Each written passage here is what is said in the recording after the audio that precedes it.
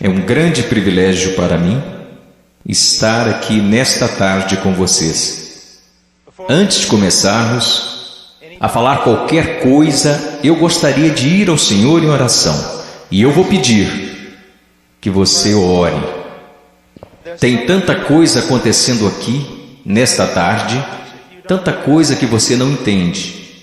Mas eu lhes direi de onde eu estou vindo.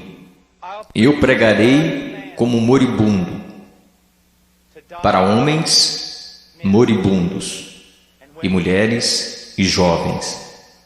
E eu vou pregar como se eu nunca mais fosse pregar novamente. E eu lhes direi coisas que vocês irão entender errado. E eu lhes direi coisas que eles deixarão tão nervosos comigo. E eu lhes direi coisas que vocês negarão. E eu lhes direi coisas e vocês dirão que eu não tenho o direito de lhes dizer o que estou dizendo. Mas antes de você chegar a qualquer conclusão sobre o que está sendo dito aqui nesta tarde, faça a si mesmo uma pergunta. Veja, pregar é uma coisa muito perigosa. É perigoso para mim, pois a Bíblia diz que sobre falsos mestres virá grande condenação. Se o que eu lhes disser hoje não for verdade, eu estou encrencado e por isso tenho que fazê-lo com temor e tremor, porque eu estarei condenado diante de Deus. Mas se o que eu disser para vocês hoje for verdade, então são vocês que têm motivo para temer e tremer. Porque se eu interpretar corretamente esta passagem das Escrituras que eu lhes darei, será como se Deus estivesse falando através de um homem. E seu problema não será comigo, será com Deus e sua palavra. Então a única questão a ser decidida aqui, nesta tarde, é esta: é este homem à nossa frente um falso profeta? Ou será que ele está nos falando a verdade? E se ele estiver nos falando a verdade, então nada mais importa, exceto conformar nossas vidas a esta verdade. Vamos ao Senhor em oração.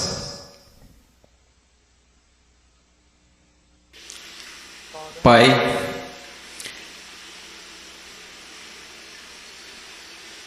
Pai, eu sou tão pequeno,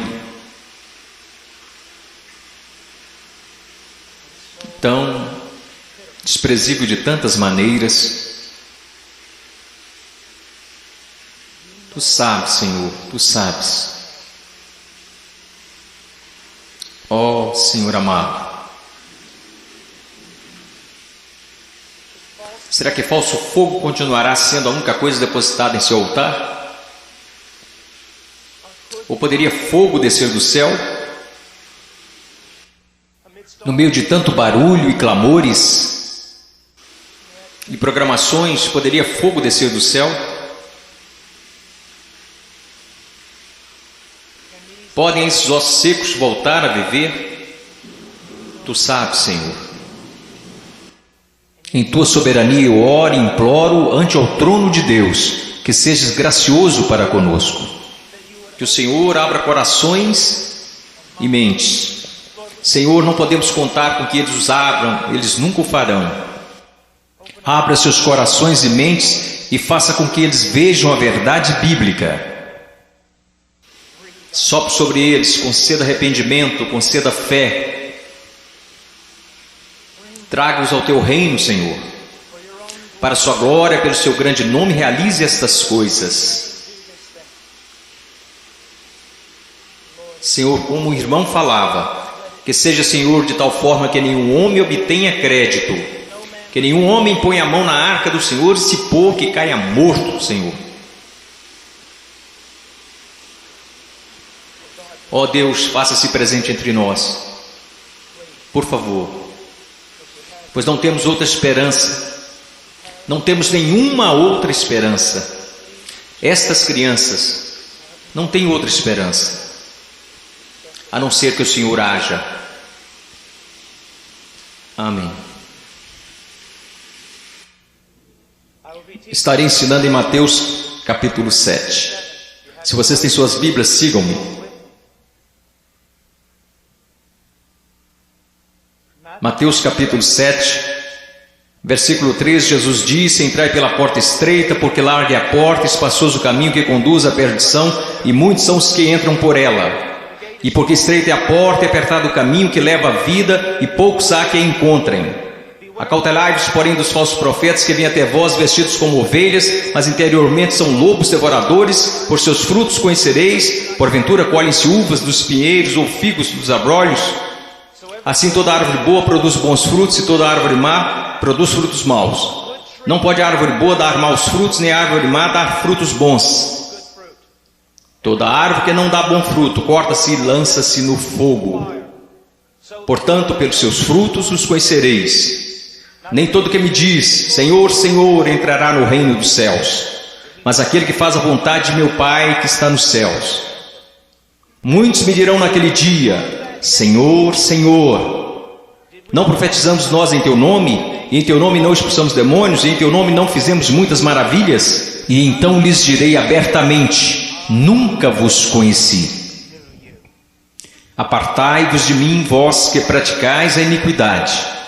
Todo aquele, pois, que escuta estas minhas palavras e as pratica, semelhá-lo-ei ao homem prudente, que edificou sua casa sobre a rocha, e desceu a chuva e correram rios, e assopraram ventos e combateram aquela casa, e não caiu, porque estava edificada sobre a rocha. E aquele que ouve estas minhas palavras e não as cumpre, compará-lo-ei a um homem sensato, que edificou a sua casa sobre a areia. Desceu a chuva, correram rios e assopraram ventos, e combateram aquela casa, e caiu, e foi grande a sua queda. Eu estou aqui hoje. Eu não estou preocupado no meu coração com a sua autoestima. Eu não estou preocupado no meu coração se você se sente bem consigo mesmo, se a vida está do jeito que você queria, ou se a sua conta bancária está no verde. Só tem uma coisa que me tirou o sono. Só tem uma coisa que me preocupou durante a manhã toda, e é isto: em 100 anos, a maioria das pessoas neste prédio possivelmente estarão no inferno. E muitos que até mesmo professam Jesus Cristo como Senhor, passarão a eternidade no inferno. E você diz: pastor, como você pode dizer uma coisa como esta? Eu posso dizer uma coisa como esta, pois eu não realizo meu ministério na América. Eu prego a maior parte do tempo na América do Sul, África e Leste Europeu. E eu quero que você saiba que quando olham para o cristianismo americano, ele é mais baseado em uma cultura sem Deus do que na palavra de Deus. E tantas pessoas são enganadas, e tantos jovens são enganados, e tantos adultos são enganados em crer que por terem feito uma oração uma vez em suas vidas, eles irão para o céu. E então, quando eles olham ao redor e veem outros que confessam a Cristo, e veem essas pessoas tão mundanas quanto o mundo, e comparam-se uns com os outros, nada perturba seus corações. Eles pensam: bem, eu sou igual à maioria do meu grupo de jovens. Eu vejo coisas que não deveria ver na TV e rio das coisas que Deus odeia. Eu uso roupas sensuais. Eu falo como o mundo, eu ando como o mundo, eu amo a música do mundo. Eu amo tanto essas coisas do mundo, mas graças a Deus eu sou um cristão. Porque eu sou um cristão, eu não pareço diferente da maioria das pessoas da minha igreja. Porque eu sou cristão, porque houve uma vez na minha vida que eu fiz uma oração e pedi para Jesus entrar no meu coração. Eu quero que você saiba que a maior heresia na igreja evangélica protestante americana é que se você orar e pedir para Jesus Cristo entrar no seu coração, Ele definitivamente entrará. Vocês não encontrarão isso em nenhum lugar das Escrituras. Vocês não encontrarão isso na história batista até 50 anos atrás. O que vocês precisam saber é que a salvação é pela fé, e fé somente em Jesus Cristo. E a fé somente em Jesus Cristo é precedida e seguida por arrependimento. Um abandono do pecado, um ódio pelas coisas que Deus odeia, e um amor pelas coisas que Deus ama, um crescimento em santidade e um desejo, não de ser como a Britney Spears, não de ser como o mundo, e não de ser como a maioria dos cristãos americanos, mas de ser como Jesus Cristo.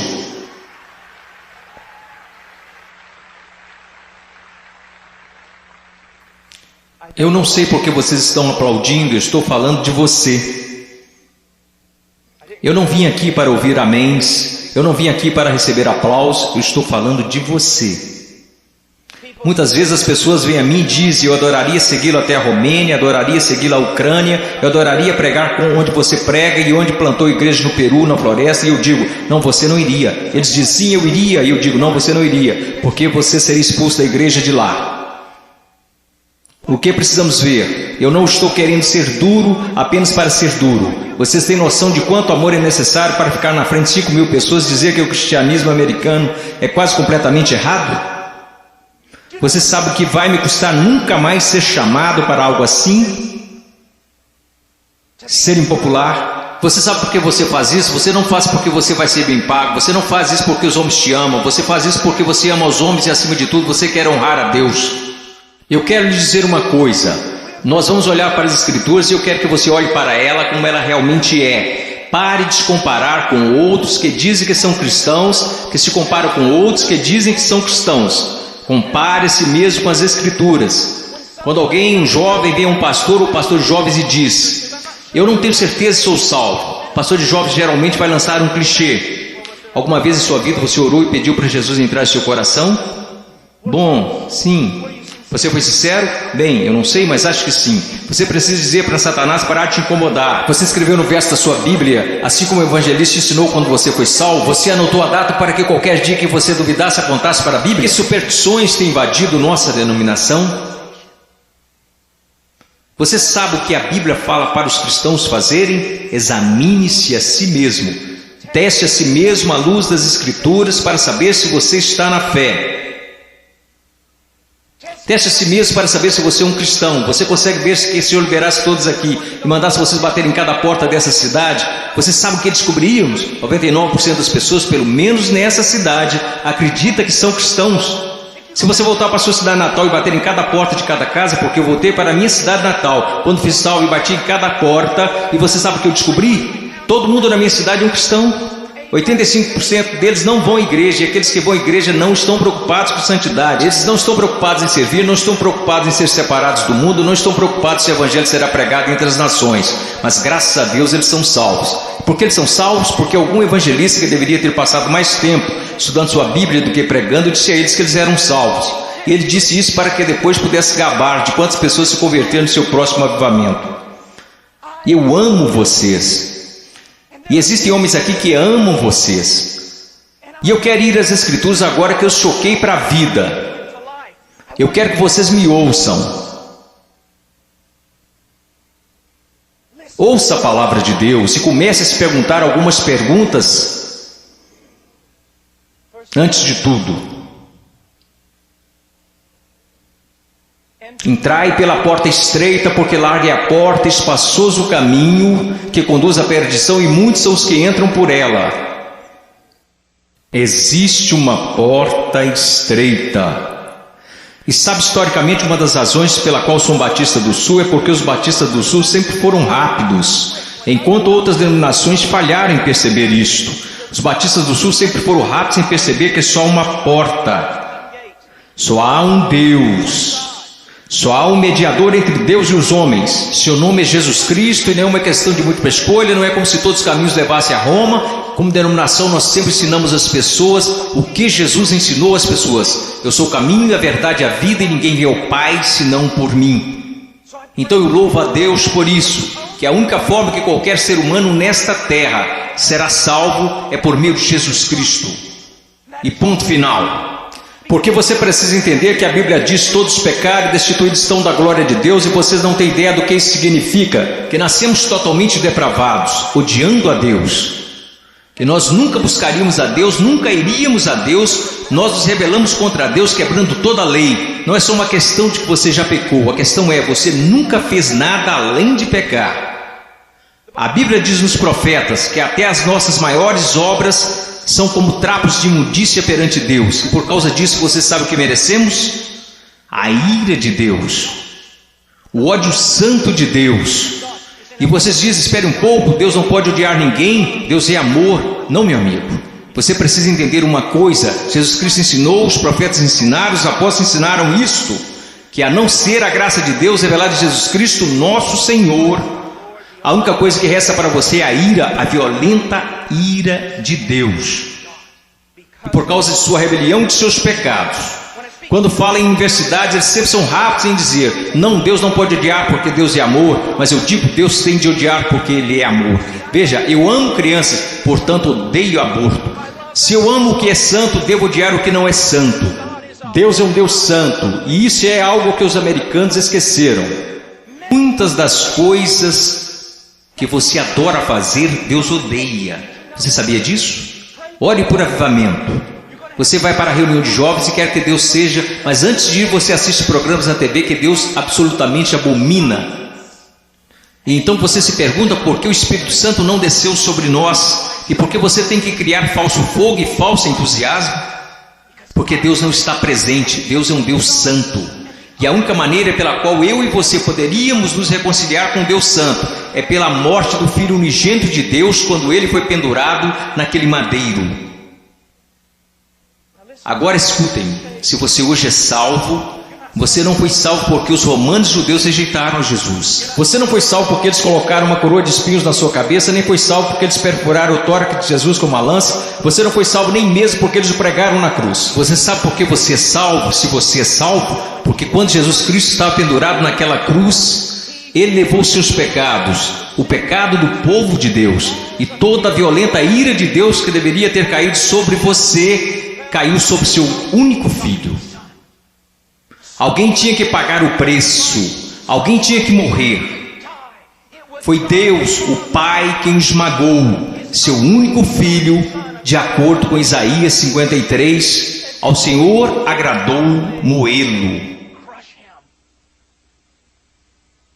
As pessoas dizem: a cruz é um sinal de quanto o homem é valioso. Isso não é verdade. A cruz é um sinal de quão depravado nós realmente somos. Que levou à morte o Filho único de Deus. A única coisa que poderia salvar pessoas como nós foi a morte do único Filho de Deus, sob a ira de seu próprio Pai, pagando o preço, levantando dos mortos, poderoso para salvar.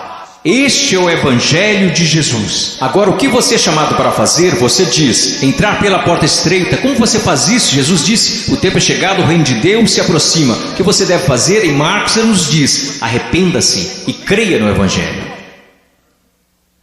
Você diz: irmão Paul, eu fui salvo orando e pedindo para Jesus entrar no meu coração. Eu tenho certeza que você o fez, mas você não foi salvo por uma fórmula mágica ou por causa de algumas palavras. Você foi salvo porque se arrependeu de seus pecados e acreditou.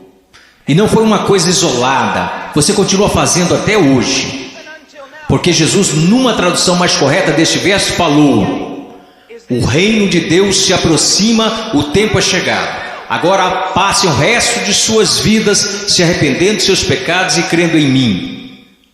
Conversão não é como uma vacina. Ah, eu fiz isso, ou me arrependi, eu criei. A questão é, meu amigo, você continua se arrependendo de seus pecados? Você continua crendo? Porque aquele que começou boa obra em vocês também a terminará. Ele terminará. Nós, os batistas do Sul, pregamos que você deve ir por essa única porta, que é Jesus Cristo. Mas nós, batistas do Sul, esquecemos algo. E eu quero que pastores de jovens e outros líderes escutem-me, pois nós esquecemos um ensinamento muito importante do Evangelho. Diz que não só a porta é estreita, mas o caminho também é estreito. O que basicamente fazemos é conduzir uma pessoa a Cristo ou conduzimos alguém a uma oração. E aí essa pessoa passa o resto da vida vivendo igual ao mundo. Se você quiser negar isso, eu posso trazer as estatísticas para te provar. Várias pesquisas, censos, qualquer tipo de pesquisa que você pensar. Quando elas questionam a moralidade da igreja dos Estados Unidos da América, em comparação com a moralidade daqueles que se consideram perdidos, as pesquisas não acham diferenças. Veja, esses são apenas dados, não tem nada a ver com interpretação religiosa, são estatísticas. Livros e mais livros têm sido escritos incessantemente por teólogos, filósofos, sociólogos e afins. O que está acontecendo na igreja? Descobrimos que o aborto na igreja é tão prevalente quanto no mundo, o divórcio é tão prevalente, a imoralidade. Você sabe, assim como eu, que há jovens aqui neste momento que estão praticando imoralidade e ainda assim adorando a Deus como se nada estivesse acontecendo. Você sabe que há jovens aqui que estão usando drogas e indo para a reunião de jovens da igreja. Você sabe, vendo e fazendo coisas que não são apropriadas para cristãos, e ainda assim eles vão para a reunião de jovens, convencidos que estão satisfeitos, convencidos que estão salvos, e ninguém está falando nada a não ser isto. Eles são cristãos carnais, eles são cristãos de verdade, só são carnais. Esta é uma doutrina que começou no seminário batista, que não era um seminário dos batistas do sul, muitas décadas atrás. Essa doutrina não é bíblica e não é histórica. Meu caro amigo, ser cristão carnal não existe. Você diz, espere um pouco, irmão, um pouco. 1 Coríntios capítulo 3. Não sois porventura carnais? Paulo disse isso? Não, isso foi o que Paulo disse. Você precisa ler o livro todo para saber o que ele queria dizer. Um dos nossos problemas, juventude, escutem-me, a maior parte do nosso cristianismo é baseado em clichês que lemos nas camisetas cristãs. A maior parte do nosso cristianismo vem de músicos e não da Bíblia. A maior parte das coisas que a gente acredita ser verdade é ditado pela nossa cultura e não pela Bíblia. A Bíblia não ensina que uma pessoa pode ser um cristão genuíno e viver em constante carnalidade, perversidade, pecaminosidade todos os dias de sua vida. Mas a Bíblia ensina que o cristão genuíno recebeu uma nova natureza. O cristão verdadeiro tem um pai que o ama, que o disciplina, cuida dele e que se importa com ele. Meu coração está quebrantado porque você sabe tanto quanto eu, jovens. Não sejamos hipócritas, não vamos esconder a verdade. Há muita gente assim, você os conhece, você pode ser um deles, ou ao menos sabe que tem um no seu grupo de jovens. Eles vão às reuniões, eles fazem todas as coisas, mas em seus corações estão tão depravados quanto se pode ser. Não há diferença, não há luz. Tudo que o mundo faz, eles também fazem, está tudo bem assim. Meu amigo, isso não é cristianismo. Não estão correndo o perigo de perder o galardão, eles estão correndo o perigo de ir para o inferno. Eles não conhecem a Deus. O que nós ensinamos? Quando foi a última vez que você ouviu alguém falar que não existe apenas uma porta estreita, mas também um caminho estreito? Jesus indica que um dos principais sinais para saber se você é um cristão de verdade é se você anda no caminho estreito. Você sabe qual é o sinal para saber se você é um cristão na América? Você fez uma oração uma vez? Não é incrível? O que você se pergunta quando duvida da sua salvação? Se você fez uma oração de salvação uma vez, o que as Escrituras ensinam? Examinai-vos e provai a vós mesmos para saber se realmente estáis na fé, porque um cristão será diferente. Estou dizendo que um cristão é sem pecado? Não, porque aprendemos em 1 João que os cristãos pecam. Se dissermos que não conhecemos o pecado, então não conhecemos a Deus, não andamos na luz. Então qual é a diferença? Onde eu quero chegar? Eu estou chegando até aqui. Se você é genuinamente um cristão nascido de novo, um filho de Deus, você andará pelo caminho da justiça, como estilo de vida. E se você se desviar desse caminho de retidão, o Pai virá até você. Ele irá discipliná-lo, ele o colocará de volta naquele caminho. Se você professa que entrou pela porta estreita, mas continua andando pelo caminho largo, assim como todos da sua escola, assim como todos que são carnais e depravados, a Bíblia quer que você saiba que você deveria ficar terrivelmente amedrontado, porque você não conhece a Deus. Eu temo homens que passam a maior parte de suas vidas dizendo às outras pessoas que elas são salvas. Eu tenho medo de você se você já fez isso. Você não diz às pessoas que elas são salvas, você as diz como serem salvas. Deus as diz se elas são salvas. O que nós esquecemos de acreditar é que a salvação é uma obra sobrenatural de Deus. E aqueles que estão sendo genuinamente convertidos e regenerados pelo poder do Espírito Santo serão novas criaturas. A Bíblia diz, pelo que se alguém está em Cristo, nova criatura é. Então nós encontramos aqui nas Escrituras que há uma porta estreita e um caminho estreito. Estamos indo para o versículo 15. Acautelai-vos, porém, dos falsos profetas que vêm até vós vestidos como ovelhas, mas interiormente são lobos devoradores. Por seus frutos os conhecereis. Uma das coisas que você precisa entender é isto. Uma coisa que um homem sábio me disse há muito tempo: Paul, seu melhor amigo é aquele que te diz as maiores verdades. Nos Estados Unidos da América, nós nos tornamos tão cheios de não me toques que ninguém pode nos repreender. Ninguém pode nos dizer que estamos errados. E ministros e líderes também têm acreditado nessa mentira. Nós não queremos ofender, nós queremos ser amigáveis. O que você precisa entender é que só um amigo verdadeiro, seu nome é Deus. E se você quer ser amigo de alguém na sua igreja, você precisa ser amigo de Deus. E você precisa estar mais preocupado com a glória de Deus do que você está com as atitudes dos homens. E outra coisa que você precisa entender é que a pessoa que te ama mais é a que vai te falar as maiores verdades. Uma das grandes marcas diferenciais de um falso profeta é que ele sempre vai falar o que você quer ouvir. Ele nunca vai estragar a festa. Ele vai fazer você continuar batendo palmas, pulando, vai fazer você ficar atordoado, ele vai te manter entretido, e ele te apresentará um cristianismo que fará a sua igreja parecer um parque de versões de Jesus. E te manterá tão entretido que você nunca se preocupará com grandes assuntos como este. Deus está agindo em minha vida? Eu estou crescendo em santidade? Eu realmente nasci de novo?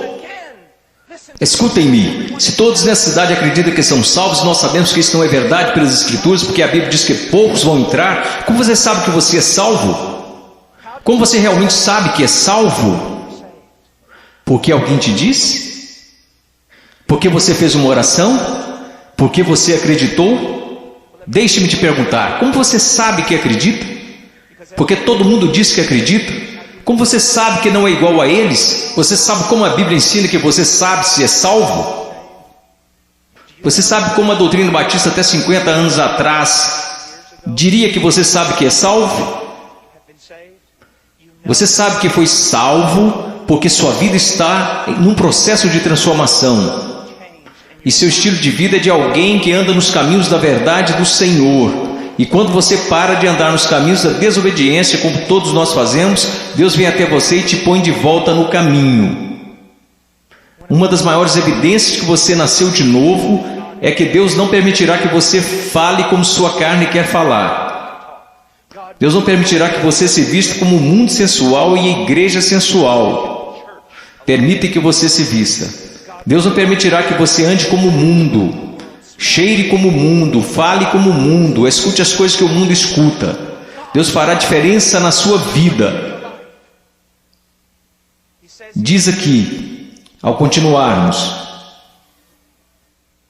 versículo 17. Então todos, quero dizer, vamos ao versículo 16. Você os conhecerá pelos seus frutos. Como você reconhece um falso profeta? E uma aplicação mais ampla aqui nas Escrituras. E como você sabe que alguém é um cristão genuíno? Pelos seus frutos.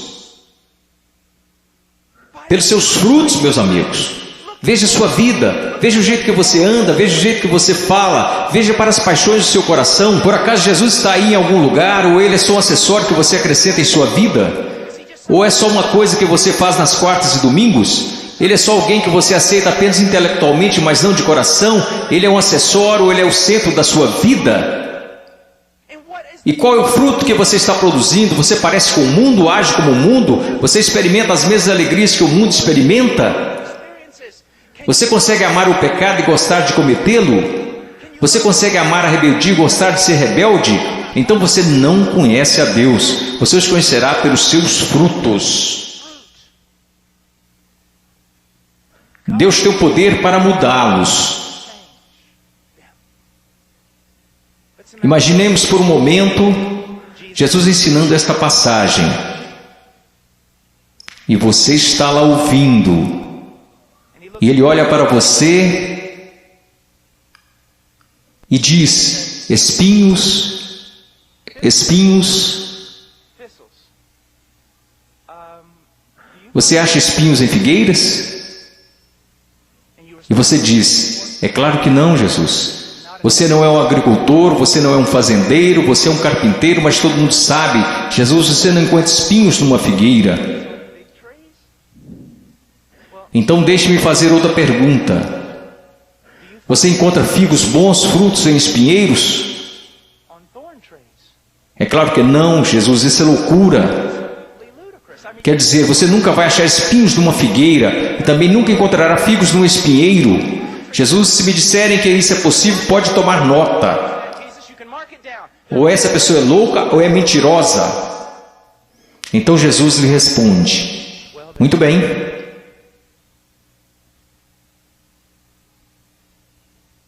Aqueles que se dizem meus discípulos, mas dão maus frutos, não seria o mesmo que dizer que ou eles estão mentindo, ou que estão loucos em fazer tal afirmação?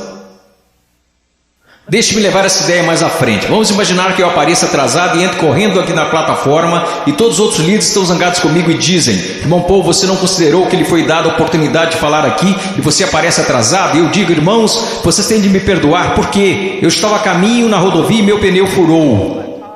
E eu estava trocando o pneu e enquanto isso a porca da roda saiu. E eu não estava prestando atenção, então eu corri para pegar a porca da roda. Assim que eu a peguei no meio da rodovia, eu levantei, tinha um caminhão de carga de 30 toneladas vindo a uns 200 km por hora, uns 10 metros à minha frente. E aí ele me atropelou e é por isso que eu estou atrasado. Só existiriam duas explicações lógicas. Eu sei, ninguém mais estuda lógica. Mas só existiriam duas conclusões lógicas. Eu sou um mentiroso. Eu sou um maluco.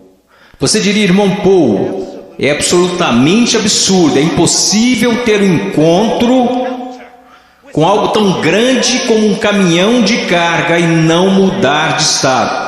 E minha questão para você é a seguinte: o que é maior, um caminhão de carga ou Deus? Como é que tantas pessoas hoje professam ter tido um encontro com Jesus Cristo e ainda assim não são permanentemente transformados?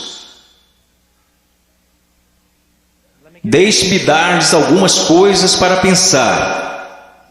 Você sabe que eu estou lhes dizendo a verdade. Quantas vezes você vai e rededica sua vida de novo, e de novo, e de novo?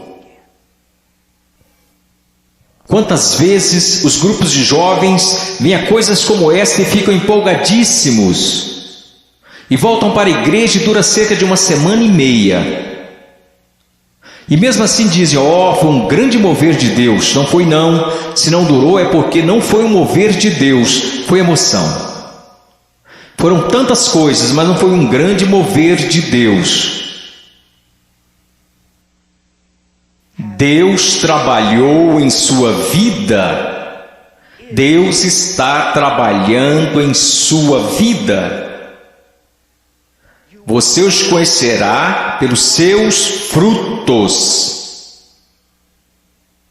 Você os conhecerá pelos seus frutos. Prosseguindo. Versículo 19. Toda árvore que não dá bom fruto, corta-se e lança-se no fogo. Portanto, pelos seus frutos conhecereis. Escute isso, você precisa entender algo acerca da literatura hebraica. Quando queremos enfatizar algo, sabe o que fazemos? Aumentamos o tom de nossa voz. Se estamos escrevendo, colocamos em negrito ou em maiúsculo.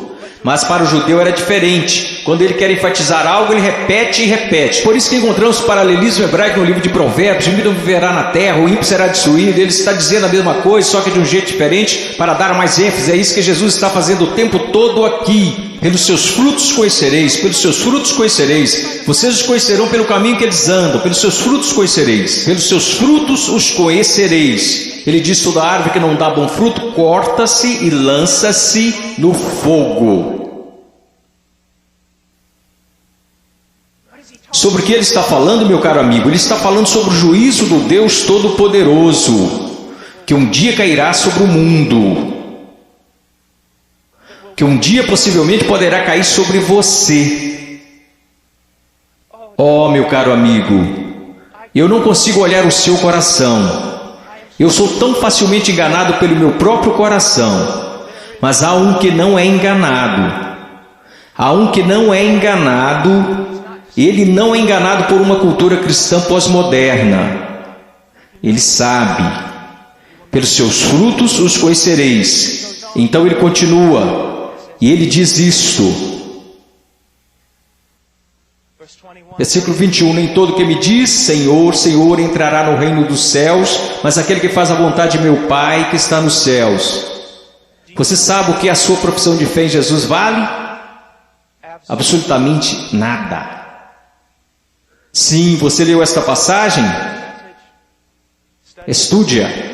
Nem todo que me diz Senhor, Senhor, nem todos que professam Senhor, Senhor, entrará no reino dos céus. Muitas pessoas dirão Senhor, Senhor, mas não entrarão no reino dos céus. Meus filhinhos, você é um deles? Senhor, Senhor. Agora vamos voltar para a literatura hebraica. Ele diz Senhor, Senhor, ele não diz Senhor. Ele diz Senhor, Senhor, o que isso significa? Esse sujeito que está fazendo profissão não é alguém que de repente decidiu. É o dia do juízo, é melhor confessá-lo como Senhor. Essa é uma pessoa que professa enfaticamente aos outros que Jesus é o Senhor. Ele anda por aí dizendo que Jesus é o Senhor, ele dança enquanto os músicos estão tocando e diz que Jesus é o Senhor. Ele canta dizendo Senhor, mas Jesus diz a ele, afasta-te de mim, eu não te conheço. Billy Graham é uma das pessoas mais amáveis e bondosas, e ainda assim ele diz que a maioria das pessoas das igrejas confessionais estão perdidas. Ele diz que ficaria feliz se ao menos 5% das pessoas que fizeram uma profissão de fé em suas cruzadas evangelísticas fossem de fato salvas. Quando estou na Nigéria, eu estive lá no ano passado visitando a mãe cujo filho estava em nossa igreja e que foi assassinado por muçulmanos. No norte da Nigéria, se alguém confessa Jesus Cristo, você meio que já sabe que é verdadeiro. Por quê? Porque eles podem morrer por causa dessa confissão, mas na América, considere os custos. Pense, examine a sua vida à luz das Escrituras. Você conhece o Senhor? Você conhece o Senhor? Porque nem todo que me diz Senhor, Senhor entrará no reino dos céus. Mas o que ele diz aqui, veja o que ele está dizendo. Nem todo que me diz Senhor, Senhor entrará no reino dos céus, mas aquele que faz a vontade de meu Pai que está nos céus. Qual é o sinal de que alguém se tornou um cristão genuíno? Eu gostaria que nós começássemos a ensinar isso novamente. O que aconteceu com a nossa teologia? O que aconteceu com a nossa doutrina? O que aconteceu com o nosso ensino? Foram jogados pela janela? Ninguém mais quer estudar doutrina, só quer escutar músicas cristãs e ler as frases das camisas cristãs. O que aconteceu com a verdade? A verdade diz isto. Aprova a maneira que você pode ter certeza que você é um cristão que nasceu de novo e que você tem como estilo de vida agir segundo a vontade do Pai. E você diz, você está falando de obras. Não, eu estou falando de evidências de fé. Funciona mais ou menos assim. Sua profissão não é prova alguma de que você nasceu de novo, porque todos neste país professam ter fé em Jesus Cristo. Uma pesquisa diz que 65% a 70% dos americanos são salvos, cristãos nascidos de novo. O país mais sem Deus na face da terra mata 4.000 bebês por dia, mas graças a Deus 70% de nós são nascidos de novo. Como você sabe que esta fé que você tem não é falsa? Um estilo de vida que está preocupado em fazer a vontade do Pai, que faz a vontade do Pai, e quando você desobedece a vontade do Pai, o Espírito Santo vem e te repreende pessoalmente através da palavra de Deus, ou através de um irmão ou uma irmã em Cristo, e Deus te põe no caminho novamente. Se você é um cristão genuíno, você não pode escapar dele. Deixa eu lhe dar um exemplo. Se eu fosse seu pastor, e você tivesse, digamos, 14 anos de idade, e eu estivesse voltando de uma pregação a 1 da manhã e te visse em um parque ou em uma esquina qualquer, com um bando de delinquentes, fazendo coisas que você não deveria estar fazendo, se você fosse membro de nossa igreja, eu diria, entre no carro e eu vou te levar para casa. Eu não ficaria bravo com você, eu ficaria bravo com seu pai, eu diria a ele, Senhor, você é um pai negligente e irresponsável, deixar seu filho fora de casa em tais circunstâncias. Eu quero que vocês entendam uma coisa, Deus não é um pai irresponsável ou negligente. Se você pode brincar com o pecado, se você pode amar o mundo, amar as coisas do mundo, sempre estar envolvido com o mundo, fazendo as coisas do mundo, e se seus heróis são pessoas do mundo, se você quer parecer com eles, agir como eles, se você faz as mesmas coisas que eles fazem, meu caro amigo, ouça minha voz. Há uma grande possibilidade de você não conhecer a Deus e de não pertencer a Ele. Agora finalizando. Versículo 22. Muitos me dirão naquele dia: Senhor, Senhor, não profetizamos nós em Teu nome não expulsamos demônios, em Teu nome não fizemos muitas maravilhas? Então lhes direi abertamente: nunca vos conheci. Você diz: a coisa mais importante na face da terra é conhecer a Jesus Cristo. Isto não é verdade. A coisa mais importante na face da terra é que Jesus Cristo te conheça. Eu não entrarei na Casa Branca amanhã só porque eu fui até o portão e disse que conheço o presidente. Mas eles me deixarão entrar se o presidente falar: eu conheço Paul Washer. Você pode professar conhecer a Jesus, mas a minha pergunta para você é: você conhece a Jesus? Jesus te conhece? E veja como ele descreve o homem perdido aqui. Ele diz: apartai-vos de mim, vós que praticais a iniquidade. Em grego, anomia. Uma partícula negativa, a, não, sem. A palavra nomos, lei, não lei, sem lei. E é isso que significa. Deixe-me dar-lhe uma tradução mais precisa. Apartai-vos de mim, ouçam-me. Se eu pudesse sair daqui e te abraçar falando isso, eu faria. Ouçam-me. Ele diz: apartai-vos de mim, vocês que dizem ser meus discípulos, que me confessam como Senhor, porém vivem como se eu nunca tivesse lhes dado uma lei para obedecerem. Eu acabo de descrever a grande maioria dos cristãos da América. Se alguém começa a falar de lei, se alguém começa a falar de princípios bíblicos, sobre o que devemos fazer e o que não devemos fazer, como devemos viver e como não devemos viver, todos começam a exclamar: legalista, legalista. Mas Jesus disse: apartai-vos de mim, vocês que viveram, me chamaram de Senhor, contudo viveram como se eu nunca tivesse lhes dado uma lei para seguirem. Na cristandade americana disse: passe pela porta, louve a Deus, viva como o resto do mundo, tudo bem, você só é um cristão carnal e talvez volte um dia. Você sabe o que acontece por causa do nosso péssimo evangelismo? Nós temos milhões de crianças salvas nas EBF, e quando fazem 15 anos eles entram no mundo, e a maioria deles vive como demônios. E quando estão por volta de 30 anos, eles voltam e rededicam suas vidas. Talvez eles tenham acabado de ser salvos. Porque, amigos, é mais do que você contar a alguém que você é salvo. Porque sabe que Jesus é Senhor. Satanás sabe que Jesus é Senhor. Sua vida está em processo de mudança? Então ele começa a falar sobre duas pessoas, duas fundações. Você sabe que essa passagem na interpretação contemporânea é importante estudar teologia, é importante estudar história. A interpretação atual dessa passagem sobre a rocha e a areia é basicamente assim: se você é cristão, você precisa construir sua vida sobre a rocha, porque se você construir sua vida sobre a areia, você será um cristão infeliz, sua vida não dará certo. Isto não é o que Jesus está ensinando, e a história me apoia nisto. Quase nunca foi interpretada desta forma. Você sabe qual é a interpretação? É assim: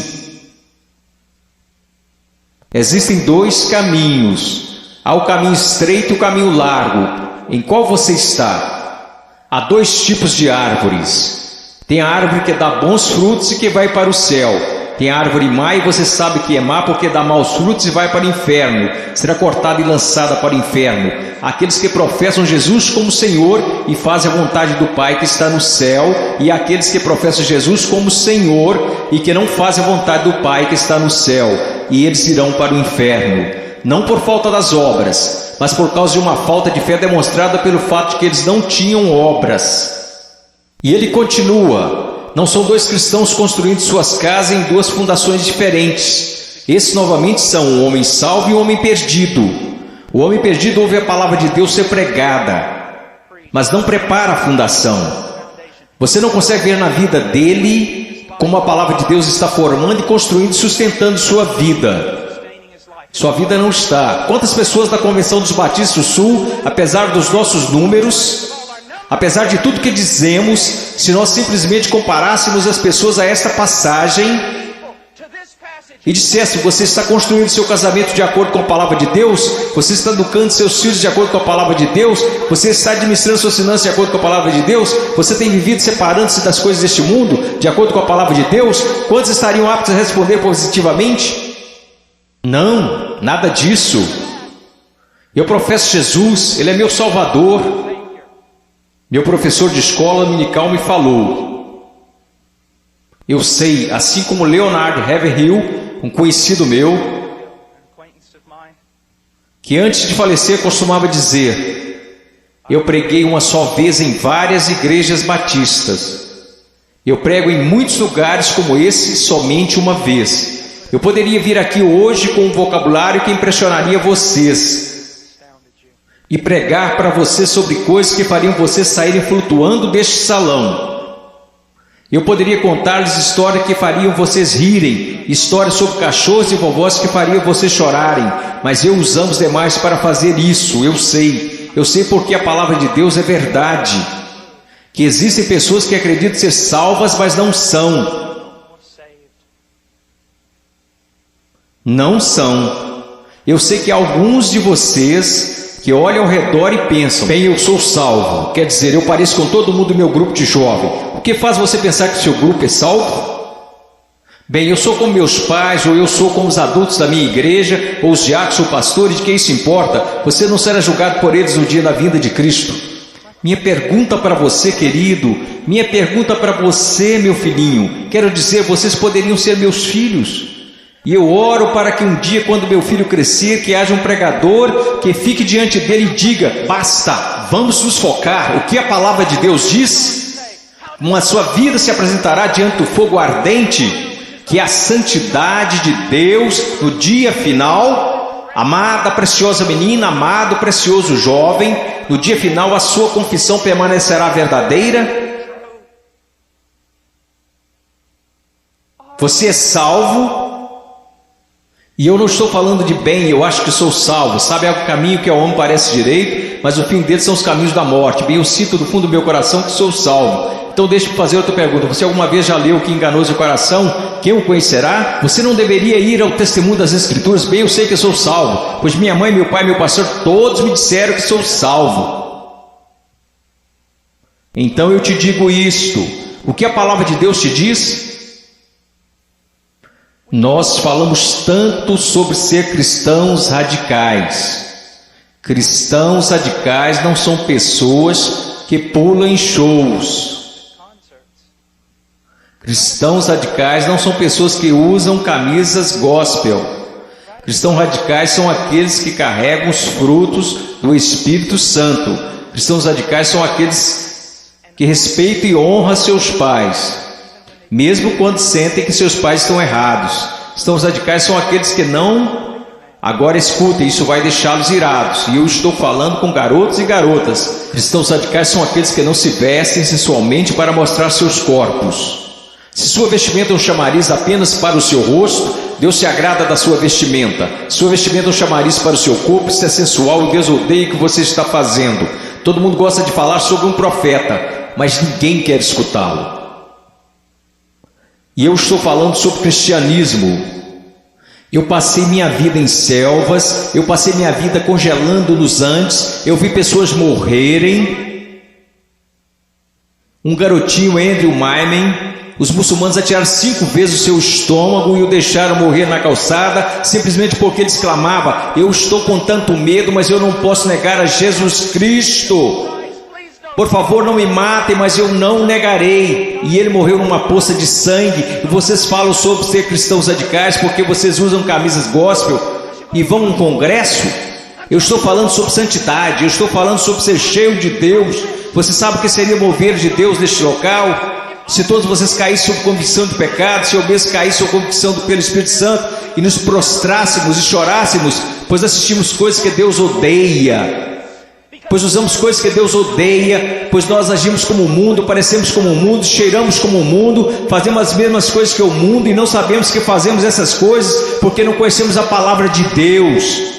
Porque mesmo que falemos como uma denominação, que a Escritura é a infalível palavra de Deus, só que ganhamos basicamente um monte de ilustrações, histórias e novelinhas. Oh, que Deus brilhe neste lugar.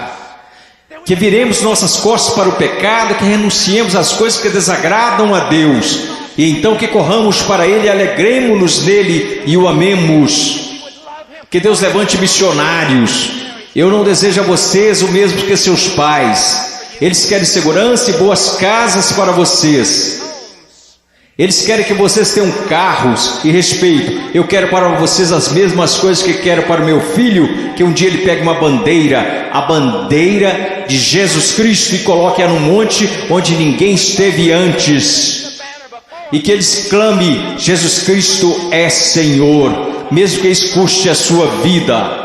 Se quando ele tiver 18 anos me disser as mesmas coisas que eu disse quando era jovem, eu vou para os montes, eu vou para a selva, e as pessoas disseram: você não pode ir, você está maluco, é uma guerra lá, você vai morrer. Eu vou. Quando aquele rapaz colocar sua mochila nas costas, eu vou orar por ele e dizer: vá, vá, Deus seja contigo, e se você morrer, meu filho, eu te vejo do outro lado e honrarei sua morte.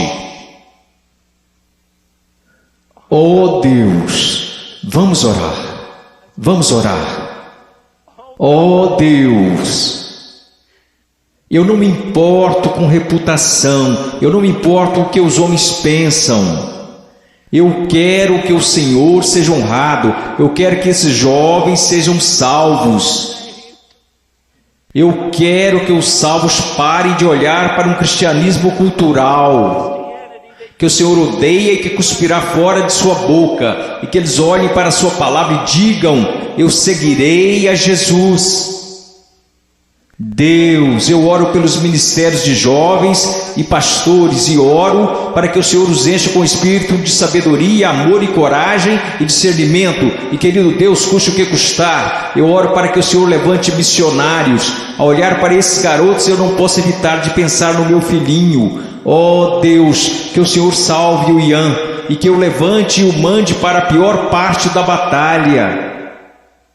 Oh, querido Deus, levante missionários aqui, levante missionários, levante pregadores e pastores e embaixadores e evangelistas, que conheçam a palavra de Deus. Oh Deus, trabalhe neste lugar, por favor, trabalhe neste lugar, amado Deus, por favor, por favor,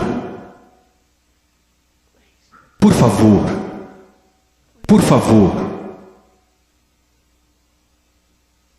Agora, com todas as cabeças baixas, alguém aqui hoje à noite que gostaria de dizer: irmão Paul, eu tenho vivido uma mentira. Eu digo que sou cristão, mas eu amo o mundo, eu pareço com o mundo, e cheiro como o mundo, e eu me odeio por conta disso. Irmão Paul, eu estou tão cansado desse cristianismo que tenho vivido. Eu estou cansado disto. Eu estou cansado disto. Eu quero ser salvo. Eu quero ser salvo. Eu só quero que levantem. Irmão Paul, eu quero ser salvo. Amém. Alguém mais? Eu quero ser salvo. Amém. Amém.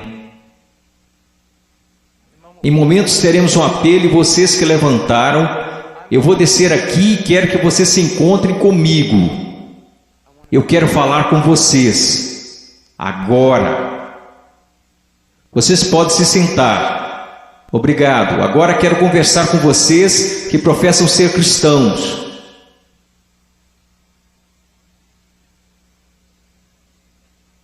Sua vida honra a Jesus Cristo?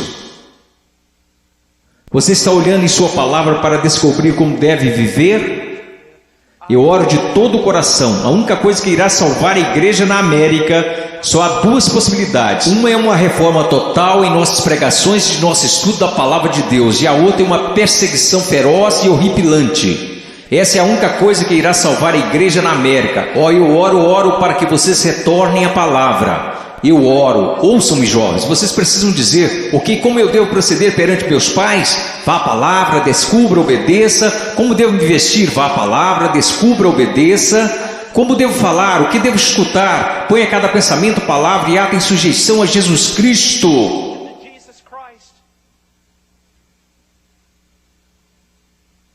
Eu não vou pedir para que você levante.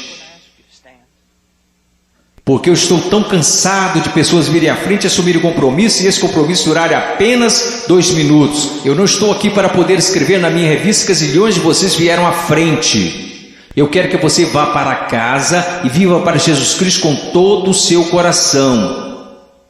Mas se você precisa de aconselhamento, você dirá: irmão Paul, eu quero viver para Jesus Cristo, mas eu não sei como.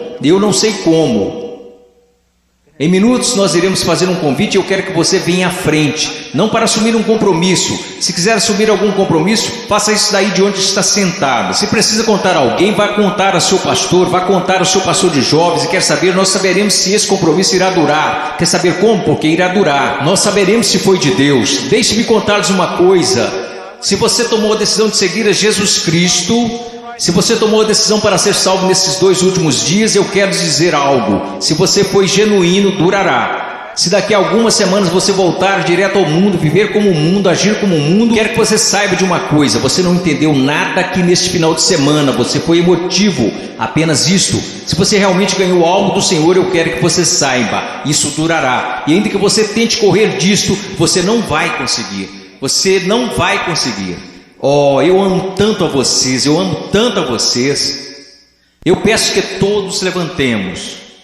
Se você precisa de aconselhamento acerca de uma decisão que fez, mas que não está clara, eu quero que você venha à frente e eu vou descer aqui. Vocês que levantaram, houve muitos de vocês aí que disseram: eu preciso conhecer a Jesus Cristo. Eu quero que você venha até aqui agora mesmo, eu quero te conhecer. Eu quero voltar aqui com você e os outros conselheiros, quero conversar com você e eu quero te dizer uma coisa, não em 5 minutos, não em 10 minutos. Se você precisar conversar a noite toda, nós ficaremos. Essa é a atitude de cada conselheiro neste lugar. Nós ficaremos a noite inteira se necessário, a noite toda. Deus te ama, Deus te ama. Deixe-me orar por você. Querido Deus, por favor, Senhor, ouve aqui. Senhor, tanta movimentação. Ontem à noite, Senhor, eu não sei o quanto de tudo isso foi real, e eu sei que vi pessoas chorando na noite passada. Eu vi pessoas tentando assumir compromissos, e eu acredito que uma parte do que aconteceu aqui a noite passada foi por sua causa. Hoje de manhã eu vi um jovem pregar, Pai, dar seu testemunho, e eu vi um trabalho genuíno do Espírito Santo. Eu não sei quantas dessas decisões foram verdadeiras, mas aconteceram algumas coisas reais aqui. Agora eu oro, Pai. Eu não sei o quanto será real, somente o tempo e a eternidade nos mostrarão. Mas, ó Deus querido, por favor, trabalhe em nome de Jesus. Amém.